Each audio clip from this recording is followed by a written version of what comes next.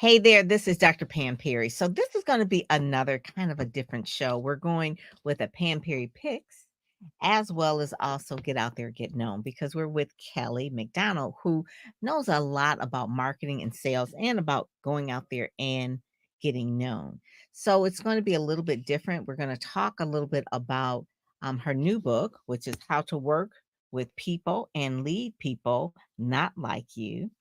And also, too, she has some other books as well, but she's done TEDx talks. She's known as an international speaker on leadership. And it's just a lot that hopefully we can pack into this 30 minutes. So, what I'm going to do is I'm going to play the intro. I don't know if I should play the Pam Perry picks or the Get Out There, Get Known because it is a little bit different. I'm going to do this. I'll do this and then I'll do the other one as well.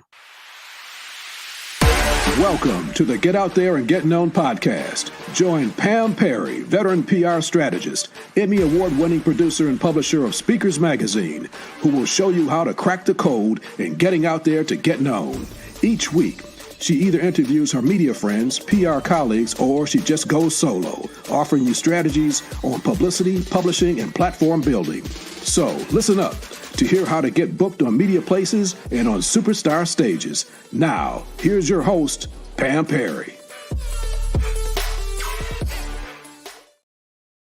So she has been on superstar stages. So I'm going to put the link to her TEDx talk as well. But let me give you the formal bio before she comes up. Okay. So Kelly McDonald is the founder of McDonald Marketing, a firm twice named one of the top ad agencies in the U.S. by Ad Age Magazine. Been reading that since I was so long ago. It's like really a big deal if you're in the advertising business, and ranked as one of the fastest growing independently owned companies in the U.S. by Inc. magazine. She is the author of How to Market to People Not Like You and Crafting the Customer Experience for People Not Like You. Right. So this is the book that we're going to be talking about today. But because she is one of the top ad agencies, I figured so we're going to do the Get Out There, Get Known. So we'll talk Kelly about this book, but we'll also talk about how to market to people not like you as well. So because of that, I really wanted to do both of the theme songs. So this one is Pam Perry Pick. So right after that, for real, I'm bringing up Kelly McDonald. Hey yo, kick back, relax, let's dive in the page. Pam Perry Picks got the books for your brain. From fiction to non-fiction, all genres insane. We coming through showing love to the lit game. Greatest stories ever told, gotta find your pick. Imagination running wild, ain't nothing slick. Get lost in the pages, let your mind drift. Pam Perry Picks got your brain in bookshelf vibe, turning the pages with pride. Pam Perry Picks got the words by your side. Bookshelf vibe, turning pages with pride. Pam Perry Picks got the words by your side. From the classics to new, we got the books for you. Get your mind right, let the knowledge accrue. Bookshelf vibe, expanding horizons wide. Pam Perry Picks keeping readers satisfied. Books up high, knowledge we can't deny. Get your reading on, just book one line. Click cover image. So I had to do both of the songs, right? Oh, really? I was like, I'm backstage and I'm like, wow. Oh, that is a shout out to my creative director, Bobby Ivory. He did both of those. He did the intro and all that. But the Pam Perry Picks, because I love books and we're streaming on Amazon Live as well. So I wanted you to be on the podcast for Get Out There, Get Known, as well as Amazon Live, because you got 3 books. And to let people know, this is a Wiley book. So this is not a self-published book. There's nothing wrong with self-published books because I have a lot of self-published on, but Wiley has been around, I don't know, for over 100 years or so, right? So it's almost like this is the big deal. And you're a big deal. So I'm just really glad that you're on the show because this is really a good book. And shout out to Joanne for connecting us together. It is Joanne, big love. Thank you, Joanne. And the thing of it is that how to work with and lead people not like you. And if you live in a country like United States where it was just like whether you came here on a boat that was not like your choice or you came here on a boat that was your choice. I mean, it's going to be a whole mixture of people that are not like you. So I was just telling you before we got started, in the Michigan area, Detroit area, we have the largest Middle Eastern population, and Yes. that is like outside of the Middle East, this whole area, but Dearborn, Detroit is a large population of Mhm. Chaldeans and Arabs. It's just a lot. And, obviously every town has like its own Mexican village and that. And so every Like the culture, why, United Nations. yeah. So why is it like culturally, why it's important to understand other cultures? Mhm. Because working with people not like you can lead to problems in the diverse workplace. So let's start with there. Why is it harder to work with people not like us than it was, say, I don't know, a couple of years ago? What has changed within the time frame now? Because I don't know, uh, say 10 years ago, we didn't really hear this whole DEI push and Right. diversity and all. Like, why is it now What's like going the, yeah, on? exactly, what's going on? Let me just dive in. A couple things is the diversity at work has become a newer thing in the last decade, and particularly in like the last 5 years, even more so than ever before, because companies have realized that when they diversify their talent pool and their employee base, they actually achieve more. And that's been proven, Pam, again and again and again and again. Study after study shows that a diverse team outperforms a non-diverse team in every business way that we can measure all the metrics, right? Sales, profit, customer satisfaction, customer retention, employee retention, growth. I mean, Mhm. you name it. It's been proven, irrefutably. And so organizations finally realized that diversity of thought and diversity of Yes. perspective is what a diverse team brings. It's not just about whether I'm white, you're black, this person is brown or whatever. That doesn't necessarily translate to success. It's about the perspectives that we all bring, the backgrounds, and you might have a different perspective on things because of your experiences and your Mhm. life than me. And what we want around the table is every thought about, does this work? Does this land for everybody? What else do we need to consider? All these things. And so that's what's driving diversity. Business doesn't run on feelings. Okay. So this No. is not about holding hands and singing We Are the World. It's not about that, because business doesn't run like that. Business runs on metrics. And so the And I metrics are there. And I do think, to your point about, like, even a couple of years ago, people being a little, I don't want to say uncomfortable, but a little less comfortable, if that's a better way to say it, about working with different kinds of people. Because in my experience, what's happening is people are so afraid of saying the wrong thing at work or having Mhm. what they say taken the wrong way, that they choose, Pam, to say nothing. And I don't think Mhm. that's good for business. We should always be able to talk about stuff.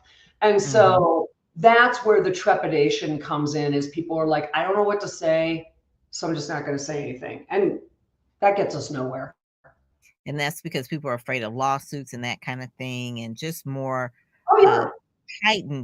a heightened awareness of, uh, the Me Too movement, the murder of George Floyd. There's just heightened extra sensitive about Right. what to say and what is not right to say. And then the whole, June now is, coming up in June is Gay Pride Month. 17. Yeah. Yeah. Yeah, so that was like a few years, I would say maybe 5 years ago, that was not like a big thing, and now there's parades and that kind of thing, or even like Juneteenth. Juneteenth in the last 5 years has just really grown as Well, well. now it's a So federal holiday, it as it is, should be. Yeah. and it But that's and it recent. and that's just recent. And this is like within the last decade for sure, if not the last 5. But Right. for sure, we're going into a whole new thing. But one of the things I like what you said is that we need diversity in the workspace. So if we're sitting around a table, it does impact sales, it does impact marketing. And with your background in advertising, I find that if you have more diverse thought, you know how to market or talk the language of who you're going to talk to. Of So if you're course. putting together an ad, just say for instance, the language is going to be different if you're going to target a different group of people, say Hispanics or Latinos versus say African American or blacks, right? It's because you're going to have different languages, you'll have different images, just culturally more sensitive. The And so the cultural only insights. yes, yes. And that is really the main thing, if you're going to do any marketing, you're going to do the research. So the Right. research is really where it starts. So if you're going to research, you're going to find that everybody's going to have a different way that they see things, how they're going to respond to Mhm. things, what pitch, what colors respond to different nationalities, different ethnicities, different just the whole thing. So part of this that you got into how to work with different people, how to market. Tell us where your backstory of where this came from. Was it from a research bend? Was it from a creative bend? Was it from just being curious? I was Where did personal it come from? experience. Just real quick, I live in Denver now, but at the time that I was developing all these and writing my first few books, I was living in Texas. And to your point, Pam, that advertising and marketing is based in consumer research, right? We want to know Mhm. how many times a week do people eat chicken or cook with Yeah. chicken, and that kind of stuff. What do they wash their hair with? So it's all based in consumer research. And I saw the population changing right before my eyes significantly between 2000 and 2010. And the growth in the population in Texas at that time was the Hispanic population.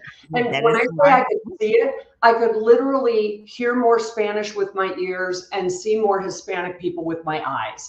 And I Mhm. knew that we just needed the census numbers to make, to make it a numerical research based thing about a population that needs to be marketed to because it's very, very lucrative and robust. So Mhm. sure enough, the census comes out and shows that there's 16 million Hispanics in the United States at the time, and all of a sudden the phone is ringing off the hook. And for example, General Mills is calling and saying, "Do we need to make dulce de leche Cheerios?" I mean, I'm not kidding. Mhm. And Levi Mhm. Strauss is calling and saying, "Do Mexican men, not Hispanic, but specifically Mexican, because that was a major target for them, do Mexican men prefer Levi's or Wrangler jeans?" This kind of conversation about business opportunity. Yes, Yeah. and And food, I'm sure that probably was always a big thing too as well because the difference of the food taste and things like for that, but yeah. sure. But Mhm. even to our point about cultural insights, here's just a quick true story. So we were working on a campaign for Budweiser, and Mexican men in particular. The commercial was targeted to Mexican men because, again, very specific market in Mexico. Also, Mexican-born U.S. Hispanics, and so Mexican women drink cocktails and Mexican men drink beer. Okay, so Mm, now you know. You will yeah. not find a lot of Mexican men drinking a cocktail. Okay, No, perhaps no. a scotch after dinner or something, but it's really beer.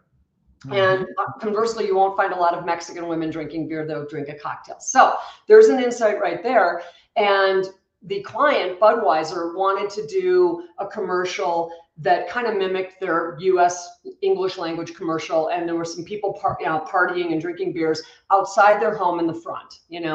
And my team said, no, no, no, no, that's never going to work for the Hispanic market. And the client was like, why? And they said, because we don't party in the front yard, we party in the backyard. And Hmm. it's just Okay. that simple, just that little teeny twist of Yes. this is how the backyard barbecue is done. This is how the family Mhm. gathers. This is where friends gather. It's not in the front, it's in the back. And these little things, though, that ring Yes. truth for a consumer. And so that's where it gets really interesting. And Yeah. so I started getting into it because I was seeing all the changes around me, and I was like, there's a huge opportunity here for any business to grow business with people not like you, whoever Mhm. that is. I mean, let's Mhm. just say that your core market has always been baby boomers. Why can't you get some millennials if you have the right products and services? I mean, it doesn't always have to be race, ethnicity, things like that. So yeah, That is one of the first jobs or internships I had in college was at J. Walter Thompson years I ago. love Jay Walter. JWT Yeah, they in handle Chicago. Ford. Yes, they did handle 4, but the account that I was assigned to was Oscar Mayer, and for the entire summer, I had to do research on the Hispanic market And hot about dogs. for Oscar Mayer. Yeah, for Oscar Mayer, the luncheon meat and this just the whole brand extension, Right. like what they like. And I was kind of mad at first. I was like, this is what I have to do really all summer. I'm doing this research, but I found it so interesting. And then at that Fascinating. time, that was 25 30 years ago, more, that they were predicting at that time that they will be the largest growing market in the Yep, United States they were by the right. year 20. Right. And like what you just said, in 2000, between 2000 and 2010, they were the largest population growing, Growth. the Yep. fastest growing. And so what that meant for J. Walter Thompson's like, oh, isn't that nice? We're going to send them birthday gifts. No, it was about, this is a market that we really want to target, and we need to know what it is that culturally, what their Yep. insights are, and all of that. And I had to do the whole study, and then at the end it was like I had to do the presentation, and I was like, and they were Didn't like, you this is learn so much? yeah, and it was like, we're gonna use it. We're gonna do different ads, campaigns for this, and we're gonna, do they like their Spanish speaking television stations and radio stations and Spanish? Yes, they do. Yeah, that's all in there. That's all the research. But at that time, it was hard to find a lot of information. Obviously, it was Right, before online. right. Well, that's But gotten a now, lot better. Yeah. you can. And so when I realized that this is a target market, and then there's a new thing that my husband used to work at Uniworld, which is an ad agency that targeted African American Hmm. consumers. So they would have an English speaking, and then they would have a general market, then they would have like the African American market ads for Hmm. cars. Like, what? I Sure. mean, it's the same car, but why would we need to target it different? Because there's Right. different, what you say, cultural differences, cultural Cultural insights about. insights. Yeah. And so they did not have the general market agency create ads for the African American market. They wanted to bring in the African Americans who knew the Team. market and also Yep. knew the research to create the ads. And Hmm. it was sometimes the ads would cross over, just like music can cross, Right. but most of the time it was targeted. And so one of the things that so now we've got the African American agency going into Ford, which is mostly general market, and they have to explain some of the What reasons makes why it the ad is, black? yeah, like, what makes it black? Like, What makes it so black? like what you just said, like they don't drink on the front porch, they go in the back. I mean, it's like it's Right. some of the things like for me, it's like as a black person, it's like they didn't know that. It's like, no, they don't get that. It's They like didn't, this is they didn't know. that is No, it. and that's And the so beauty of it. That is the beauty of it because it's something that you take for granted, and yet there are differences. And as yeah. long as we can just kind of, it doesn't have to be a big deal. We don't have to be a big beat a big drum about this. We can just do the things that actually the consumer will identify with, and that's effective marketing. Mhm. And so the reason why is because something is politically correct or incorrect. If you're putting together an ad, just say if it's for LGBTQ, and if Right. you don't know that market, you want to make sure that you're not going to offend, or that Absolutely. you Or get put it wrong. things or Maybe it's get it not or offensive, it's just not on target, you know? just not on target. And it's like, Yeah. no, that is totally not going to speak to them, so you have to just, but in the workplace, um we're talking about different markets and things with advertising, so that's different. But in the workplace, you're just working together. So how do we handle racist, sexist, homophobic, and Personality other, types. yes, and I other mean, that are aimed, what kind of, what is a productive way mhm. to have a resolution around this? I mean, what do they Yep. do? Do they have a big, I mean, obviously they have Big conferences, meeting. they do a workshop.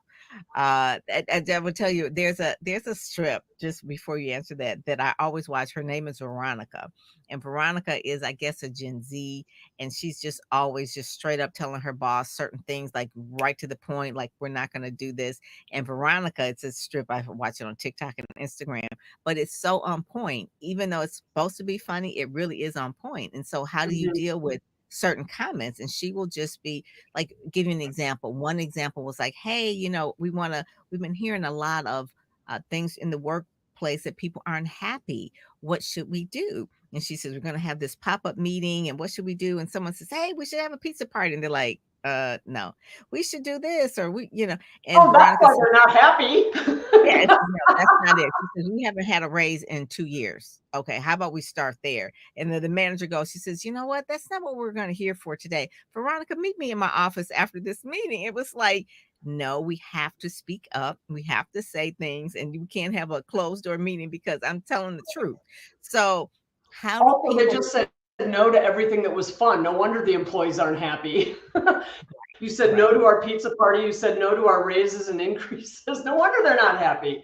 Yeah. Yes, yes, yes. So how do you make the resolutions then? Do you have the private one-off meetings one-on-one with everybody and say, hey, that's not really how we handle things. How does a corporation or just even a small size business, Small business, yeah. deal with it? Yeah. So I think the best way to deal with it is not to necessarily shine a light on a diverse team member, because that can be inappropriate. One of my best friends, his name is Cliff. He's a very out gay man, and he's very out, but he's like, I'm so tired of sitting in meetings and having the rest of the team go, so Cliff, as the gay man in the room, how do you feel about this? And shining that light, right? Like, Pam, as a Black woman, how do you Yeah. feel about this? We It's do like, not like that. We do we not do like not that. like that. We don't like that. So We're that's like, not we don't appropriate. speak for everybody. It's like we don't speak for everybody. Like, okay, I'm Exactly. maybe the only Black person here, but I don't have the badge to say Yeah, whatever nobody Black put me in person says. charge. Right. So I think the best approach with diverse teams is to come to the not come to the realization or whatever, but communicate the realization and communicate the truth, which is, you're a Black woman, I'm a white woman. That is our envelope, right? Like, you can look at me. It's one of the most obvious things about me is my color, your color, etc., our ages, our gender, things like that. Okay.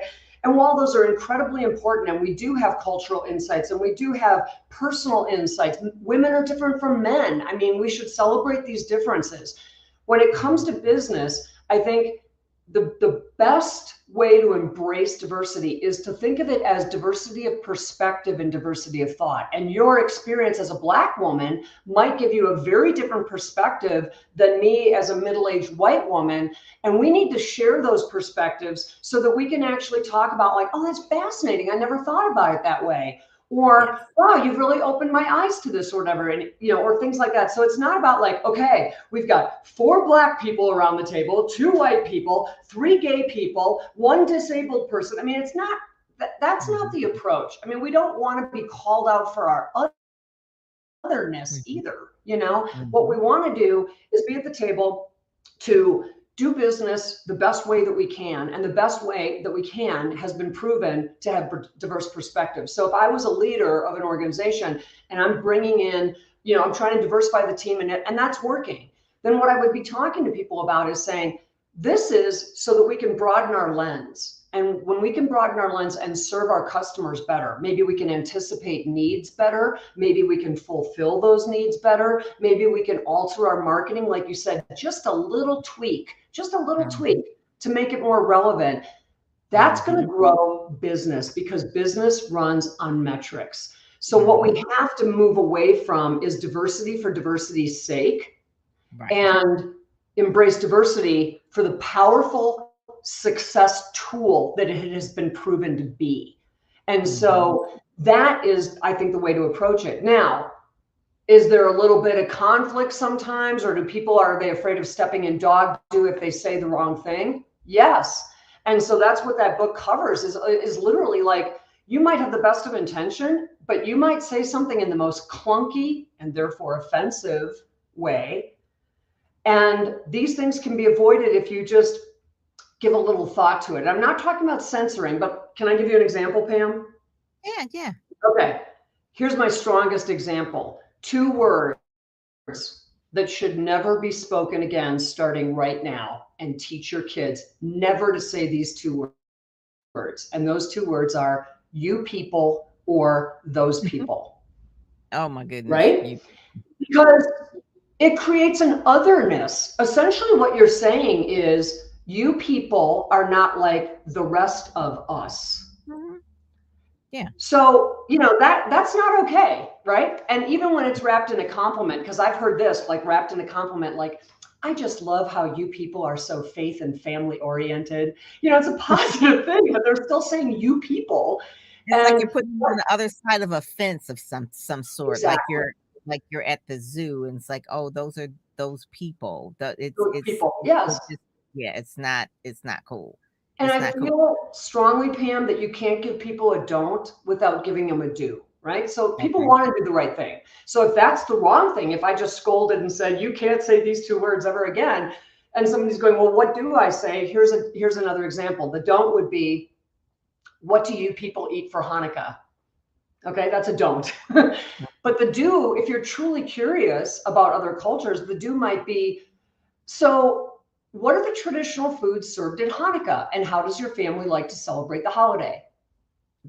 You That can sounds get there another way without ever using you people and those yeah. people. It So sounds more inclusive. It does. It for sounds more sure, inclusive, like you're part of that that I it's their family. They're not a you your people, right? family. What is And your it's family? not, you're Yeah, not like the rest of us. Yeah. I right, mean, right.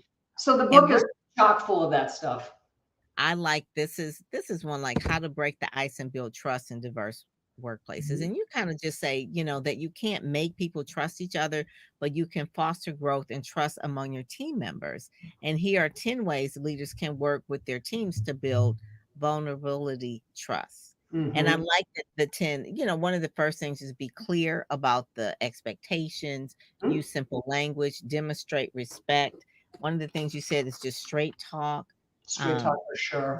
and one of the main things is allow for differences. Allow for differences. The differences could be in terms of dress. So, like I said, like in the middle, you know, outside of the Middle East, Michigan has the largest area of Middle East. So having them wear all of their covering, that's fine, right? That's what they do. That is Mhm. their that's so you allow for those differences. They're going to dress differently. They may not dress like me. So those are Right. the things. And then the other part it says show loyalty, trust your loyal friends, right? It's the same with the leader or a team. Loyalty is characterized by characteristics often lacking in the corporate world. Show loyalty to your team, stand up for them when you Yeah. give credit when credit's due. Don't badmouth the company. Just really that whole thing. You kind of give a little bit about what Stephen Covey says. It says if you want to retain those who are present, be loyal to those who are absent. And then Absolutely. really, so Absolutely. That's when we one of his with the gems. team, yes, it is. It's how you build trust. And so I really because the book has a lot of steps in it. I like reading things like Steps. where it says like it says you know basically step one, step two, he observed those in the meeting. Rob also observed the natural influencers. So it gives you the guidance in a digestible way, and you give examples too. So you give the stories as well. So that's what I Mhm. really like about it as well. And I like the cover too, because with the other ones on Amazon Live, they all have the same type of cover. So you kind of know like, oh, I'm reading Yep. Kelly's It's my book, brand. Yeah. it's your brand. And I heard Yeah. you say in one of your TEDx talks, it said that we are not a melting pot, we are a salad. We're a Uh, salad bowl. You bet. we're a salad bowl. So kind of explain that Sure. whole piece of that. So we've always had immigration, and my ancestors came over on a boat from Germany, and even though my name is Irish, I'm half German. Um, so back in the day, when people came to the United States from anywhere, the idea was assimilate as fast as possible, learn the language, learn the culture, adapt, and Mhm, oftentimes that meant actually somewhat leaving your own culture behind, mhm, Um, and what we've evolved into, so that was the melting pot, right? Everybody melts together and we basically have hobo stew. Like it's all one, right? What we've evolved into now with the salad bowl is if you look at a salad bowl, every single item in a salad is distinctive. A little cube of cheese or feta looks very different than a carrot. The carrot looks different than the tomato. The tomato looks different than the avocado, et cetera, or the chicken cube or whatever it is. And you can see all the differences in a salad individually. And most of us would agree that the more indifferent stuff you put into a salad, the better the salad gets. So the yes, idea is that people are not assimilating relative to forsaking their own culture and background and adopting a new one. What they're doing now is saying, I'm Italian and I live in the US, or I'm Hispanic and I live in the US, or I'm from the Middle East and I live in the US. I'm from Greece and I live in the US. And so it's not about forsaking one or the other or not adopting one, it's about both. And I think that's a mm, beautiful thing. I mean, mhm, I just don't know why we wouldn't want more of that. And that's happening. So that's why we're not really a melting pot anymore. We're a Right. salad bowl. I like that. And that when Yeah. you explained it on the talk, just like you just and I was like, "Oh my god, that is so true." Because we always just said, "Oh, we're a melting pot." No, no, we're not. We're actually We a used to salad. be. Yeah, we used to be. That We was used to when we had to assimilate and that kind of thing. But now in the 2000 new millennium, we are definitely a sellable. So last question is that what's the best tip you ever got on how to work effectively with others? Because that's one of the things of how to work with and lead with people not like you. What is the best tip you ever got on how to work effectively with others? I gotta, that's a great one. I gotta give my friend, my bestie, Tamara Gondor, a shout out on this because she and I were talking about business one day, and she said, you know, when someone presents an idea to us, or someone is just different, Pam, okay? It's real easy if that idea that they're presenting to us or the way that they approach things doesn't land for us, right? Like we're different. It doesn't land. We don't get them. They don't get us. I don't understand where you're coming from. This doesn't make sense to me. I'm not saying it's bad, but I just don't get it. And what Mhm. she taught me, and I've adopted it, and it's so effective, is to just lean into that and say, you know, tell me more about that. Tell me more about that, and or how did you arrive at that? Like if it's an idea Yeah. or a thought, or you know, because sometimes the idea might be flawed or a little off, but the thinking behind it is gold. Either Yeah. way, even if the idea is dead on, or if it's a little off, rather than just dismiss it or go, okay, that's fine, you know, I don't get it, but whatever. We need to lean into that and say, tell me more about that. How did you arrive at that? Tell me about the Mhm. thinking, because that's where the insights come from. That's where the understanding comes from. If you just tell me something, Pam, I might or might not get it. And same thing with me to you. But if we're talking like this, the more we talk, the more we're like, oh, okay, yeah, I get it. I agree. Or, you know, I see it differently, Pam. We don't always agree. And that's Right. okay. You won't always agree, but at least you know the thought. And the thought Exactly. is the part that stretches. The stretches in And the workplace and how people really want to uh if they're going to if I run a Facebook ad this way or that way, right. it's the language is different. So you're going to know Yeah. like, oh, okay. So now you're expanding your thinking. And that's one of the beauties of living in our type of world that we live in right now. It's And I just think it's if you just lean in and say, tell me more about that, in almost any situation that you find either difficult, baffling, not sure I'm tracking on this, you know, whatever it might be, just tell me more. Because Mhm. that's where the heart of it is. That's where the gold is. And Mhm. that's where you get perspectives that are different that often can be incredibly eye-opening and helpful in business. And that this book is really good to get because most people don't quit jobs because they don't like the work. They quit Right. because of the people. And so Mhm. if you Culture. know that it's like how to work with and lead with people not like you. And Mhm. so a lot of times if it's not necessarily like the work or the company, but just Right. understanding the people is really, really key. And you're not gonna I mean, they may have workshops and things like that in your workplace, but for the most part, you're gonna have to like do your own self-study Yeah. and And learn it's how to not do hard. it yourself. Yeah. The one thing I want to say that I think is important is we are all different, and our differences are beautiful, and our differences are an asset. Okay. At the same time, and this is going to sound like a contradiction, but I don't think it is. At the same time, people are people, and we care about a lot of the same stuff. You know, everybody wants a nice place to live, a safe neighborhood, good schools for their kids, a great opportunity at work, you know, happy. I mean, people are people. And what's kind of cool about when you start working with people not like you is you definitely find out the differences, but you Mhm. also find out the similarities. That is And true. that's what really is the bond is like, wow, you can be my bestie and we're completely different, but at the same time Mhm. we've got all these things in common as well, you know. Mhm. And people are people. We're not that special in and of ourselves, you know. Yeah.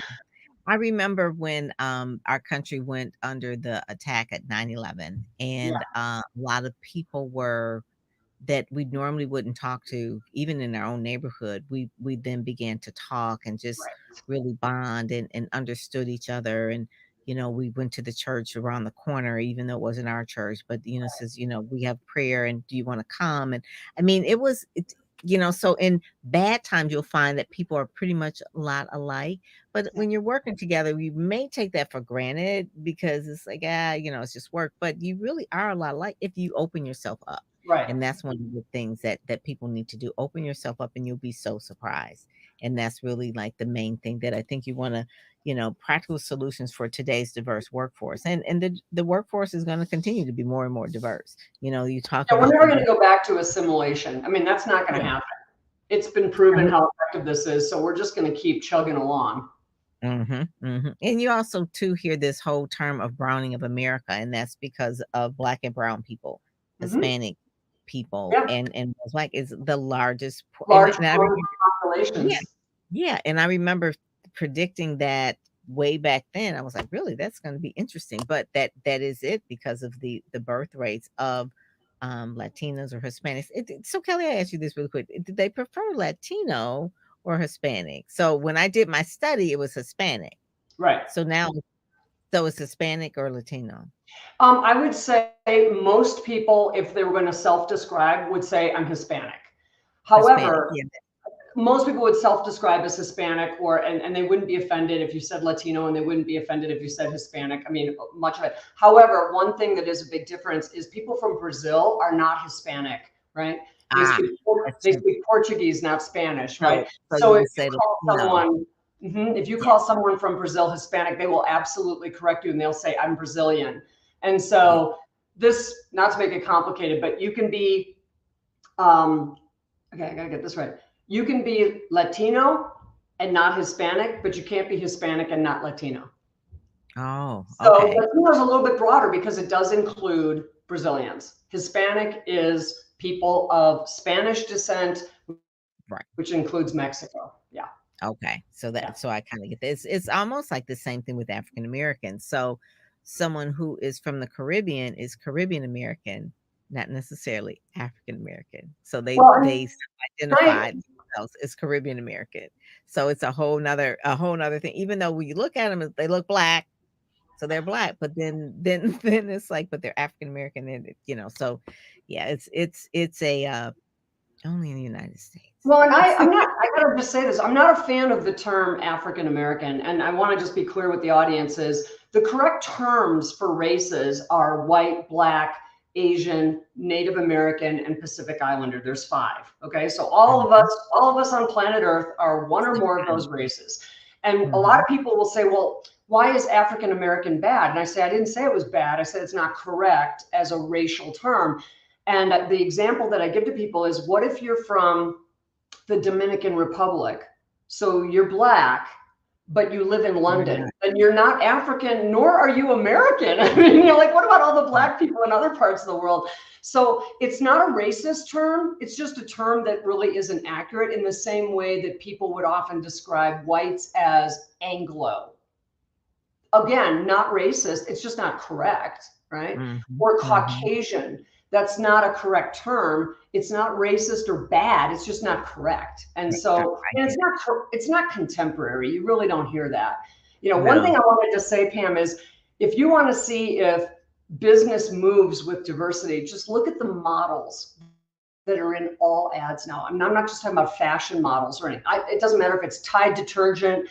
It is a representation of all of us, because that's what we look like now.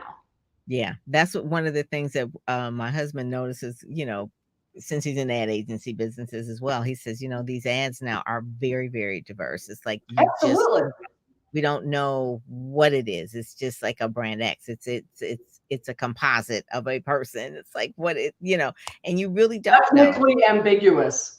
Yes. And versus if just 25 years ago you would not. If they were going to do a particular ad that targeted African Americans, they would make sure that you definitely look African American. You're going to be brown and you're going to have Black hair. You would definitely not be light with blonde hair. It's just that not necessarily freckles 25 years ago. No. So, but now it is changing. It's evolving. So I want to say one more thing that I think is really important to the audience is, when you see that kind of diversity in marketing, that is not performative. That is not just for, oh, look how diverse we are, check that off the list. In business, and especially in marketing, nobody does anything that doesn't work. Make Like if money. you run an ad campaign and it's not working, you pull that campaign. You don't continue to run it. You pull it and revise it and fix it or whatever.